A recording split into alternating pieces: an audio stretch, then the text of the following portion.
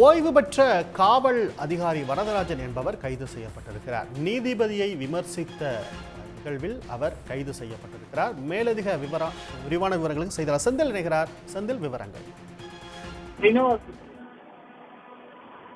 தமிழக வெற்றி கழகத்தின் சார்பில் கரூரில் நடந்த அந்த பரப்புரையின் போது 41 பேர் பலியானார்கள்.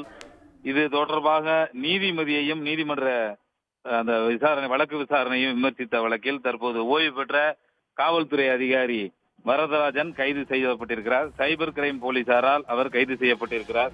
ஏற்கனவே இது தொடர்பாக கிட்டத்தட்ட சென்னை சைபர் கிரைம் போலீசார் 25க்கும் மேற்பட்டோர் மீது வழக்கு பதிவு செய்து கைது நடவடிக்கைகளை மேற்கொண்டு வருகின்றனர்.